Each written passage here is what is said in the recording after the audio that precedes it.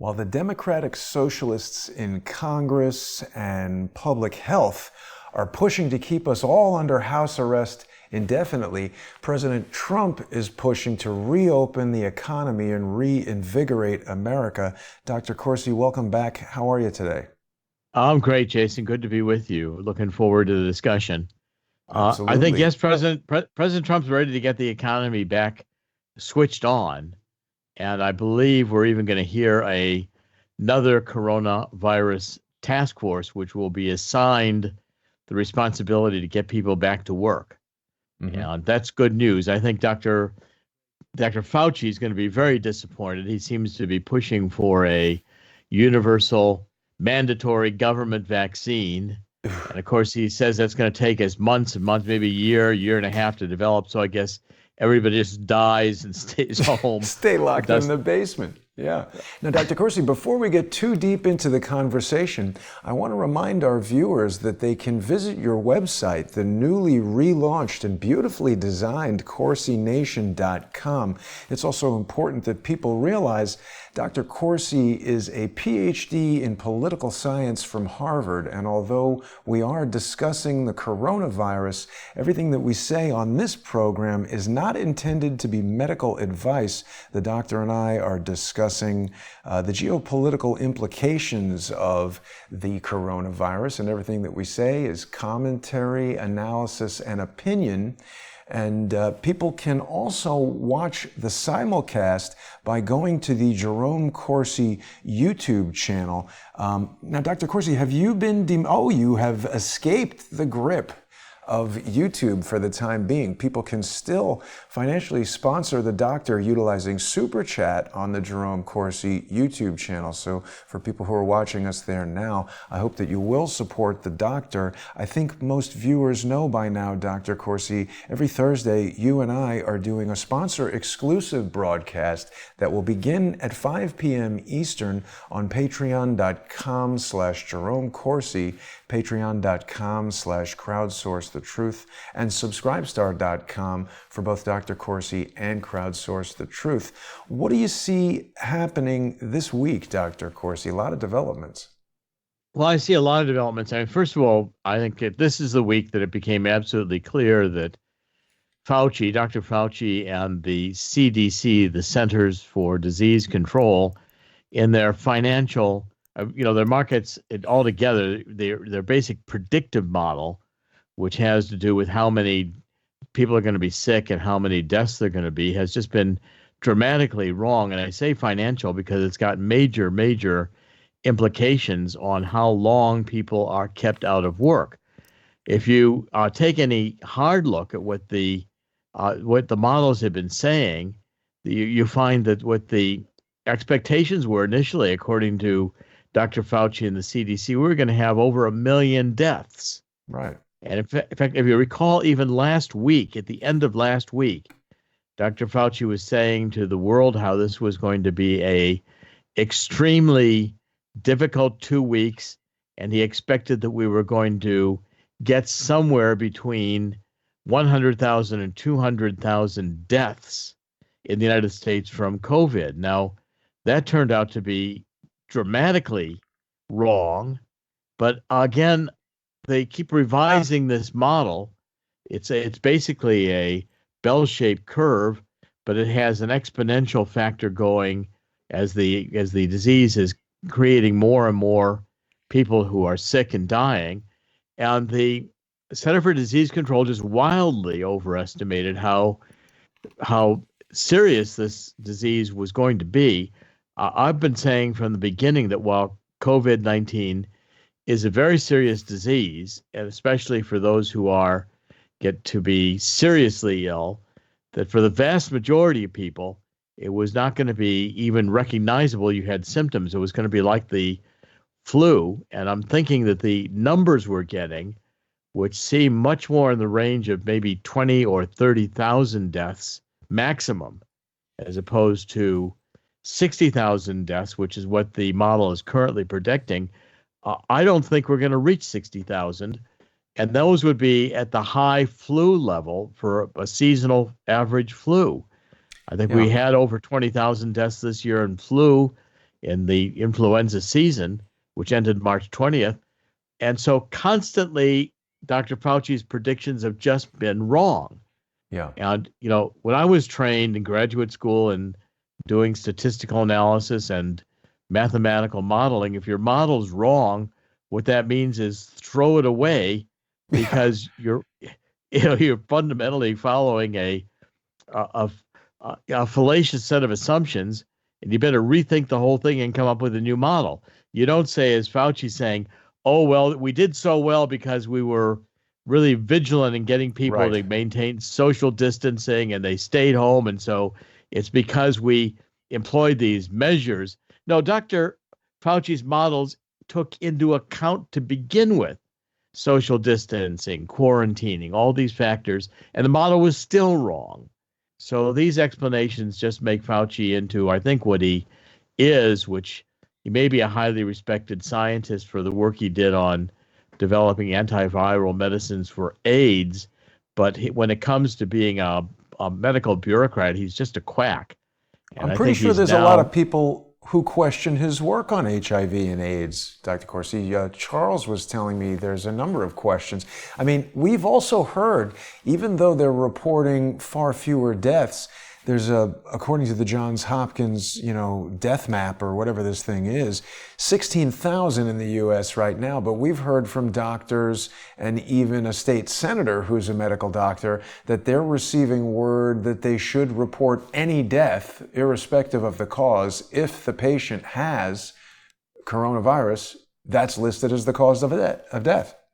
I think we're finding that now to be the case. And what we're finding is that this state senator whom you're mentioning had released the Department of Homeland Security advisory, which said that if any patient, say, with a heart attack or whatever died, that if it was turned out that person had known someone or had a relative or one of the family members who died of COVID, it could be assumed that they had been exposed to COVID-19. And therefore, you could put down the cause of death was COVID-19. Right. Well, I mean, that just doesn't make any sense at all. Right. And, that's called doctoring the numbers, is what that is. And I think the American public have just really. I've been doing a series of interviews with MDs who are very actively at addressing this issue, and they to ones are affirming that this hydroxychloroquine, say it correctly, is HCQ, they're calling it, but it is hydroxychloroquine. It is a very effective treatment for COVID-19. In fact, in India, especially combined with zinc and then with certain antibiotics, athromycin and others, if you do have COVID-19, in order to get an effective blocking of the growth of the virus within your system and possibly even kind of a prophylactic use. In other words, if you are not yet infected and you take this hydroxychloroquine together with zinc, you're protecting yourself from getting the virus. And yet, Dr. Fauci has been constantly saying, but it's not approved for COVID-19. In other words, they've not run a clinical trial, which takes months and years, a double-blind random assignment experiment for COVID-19. And quite frankly, COVID-19 didn't appear on the scene until about November last year.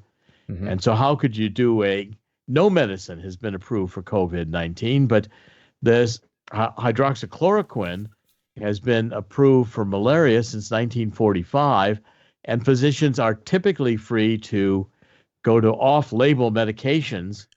In other words, a drug that's approved but not approved for this specific disease, in order to medicate patients and to prescribe it for patients when the doctor thinks that will help. Yeah, it's like a new indication for a well-understood drug that has minimal side effects. It's interesting, Dr. Corsi, because, the New York Times will just criticize anything that Donald Trump does or says. I mean, here we're supposedly faced with this medical scourge that's shut down the economy, got everybody in fear, wrapping their faces in masks and gloves and all kinds of really extreme behaviors. And here we see, even if there's a glimmer of hope, the New York Times and the rest of the communists around the country want to hammer this down into the ground. What you're finding is that if it didn't meet the medical establishment's desire to preserve the fort for big pharmacy, which can produce very expensive vaccines, make people wait a long time for them, and then make billions of dollars with that vaccine to solve an illness. Here you've got hydroxychloroquine, which is pennies for the pill. I mean, you could probably treat someone who even had COVID-19 for under $20, for very little money. Even combining the zinc, which is an over-the-counter vitamin, or athromycin, or another antibiotic, which requires a prescription. But again, for most people on various med plans for prescriptions is not horribly expensive, as opposed to a vaccine, which could be having to be administered intravenously in a hospital that might cost thousands of dollars per application. Well, even if it's cheap, Dr. Corsi, isn't it clear that they're driving us towards that vaccine as the only possible solution? They want a chip in your hand. They want Bill Gates to know exactly where you are, if you've been vaccinated or not. They may very quickly turn to using that chip to restrict or control your access to commerce, to money, to air travel. There's all kinds of things that they can do once that's enabled. But of course, if an inexpensive, readily available, and well understood drug could just have an off-label, alternative use. I forget what the term is that they use for that when they have a new indication for a well-understood drug. That's a much easier route to get to, and it would also help allay the fears that people are having of this unknown, deadly thing. Well, in India, in fact, the government is persuaded. Some of the doctors I'm working with have gotten India convinced to make this universal for the entire population. The Indian government is going to try to provide hydroxychloroquine to everybody in India. And I mean, that's I think, a good solution to, make it available to people. I don't think you should be cramming it down their throats if they don't want to take it. Yeah. But the point is that now, if you try to go to a doctor in most states, even if the doctor wants to write you a prescription for hydroxychloroquine, you go to the pharmacist, and the pharmacist says, "No, we can't do this." Why? Because it's not approved by the CDC as a prescribed medication for this disease, and so they become reluctant to fulfill the prescription. And I'm finding that people in New Jersey and around the country who are trying to get hydroxychloroquine just can't get it, even if the doctor prescribes it. Huh. And the doctors are saying, many doctors are saying, no, this could have side effects. Some of the mainstream media, as soon as Donald Trump came out and supported this, the mainstream media immediately turned on him, because if he could have a reasonably inexpensive, known medical solution to COVID-19 without having to do quarantines and millions of people, so worried about getting this dread disease, and have it over with, well, that would be a big win politically for Donald Trump. And so the mainstream media immediately turned against hydroxychloroquine and started scaring people it was going to cause heart attacks or death. Well, I mean, it's been prescribed by physicians for malaria for decades. And in the small doses where the medical protocols are being designed to use hydroxychloroquine for COVID-19, I don't think the doses are going to affect hardly anybody, because it's not like taking a pill a day. You take a few pills and then one a week subsequently. You build up your system with the zinc. You use the antibiotics if needed in combination. If you go through a doctor, which you have to do to get the drug because it is a prescribed drug, you can get the consultation of your physician to know whether there's anything in your medical history that would indicate that you shouldn't take the drug. And that's, can be very effectively diagnosed and your situation diagnosed. But even those who don't have the disease, certainly coming into contact, healthcare workers, people who have family members who have the disease, there's a wide range of people, I think, who should have this hydroxychloroquine immediately. Yeah. And, truthfully, Dr. Corsi, when these people say, oh, side effects, whatever, there are people who have toxic responses to Tylenol, and that's sold over the counter. I mean, every person is different. If you start administering pharmaceuticals to every single person on the planet, no matter how safe and how tested they are, there are some people who are going to have a negative reaction, and this is part of what doctors take into consideration in prescribing or utilizing any kind of medication. I also wanted to point out... One more point. I'd like, yeah. If I even people are allergic to peanut butter to the point of dying. I mean, exactly. And it's sold. You can buy it at every supermarket. Better shut down the country, Dr. Corsi. There's peanut butter all over the place. It's dangerous. And people who have the allergy learn not to take peanut butter. Right. Exactly. To get next to it, there are a variety of foods which, for various people, are commonly available. I mean, I think there's negative effects to sugar, and people take it all the time. Absolutely. Great quantities in foods that they don't even know have sugar in them are packed with sugar. I didn't mean to interrupt, Jason. No, that's okay, Dr. Corsi, and your point is well taken. It's absolutely correct. So, I mean, this statement from Dr. Fauci is irresponsible at best. He's obviously manipulating facts and information to scare people. TruePundit.com had a story, I think earlier today or perhaps yesterday, debunking these claims that Donald Trump owns a stake in some hydroxychloroquine drug maker. It's important to remind people that this is such an old drug that it's almost certainly not under patent. There's probably many, many generic pharmaceutical companies that make this. And the notion that a billionaire like Donald Trump would have some holding in some fund or some kind of something that might have some ownership of stock in a pharmaceutical company that makes a version of this drug is such a weak argument and completely sidesteps the fact that the Clinton Foundation has been so involved with the Bill and Melinda Gates Foundation, Dr. Tedros, and the diabolical dissemination of pharmaceuticals all over Africa and third world countries that this is just such a weak argument. I'm glad that TruePundit.com was able to tamp it down. Doctor, we're about to transition over to our sponsor exclusive show on subscribestar.com/Jerome Corsi and subscribestar.com/crowdsourcethetruth. People can also join us on Patreon. We'll be there in just about 10 minutes. Anything you'd like to say in closing, Dr. Corsi?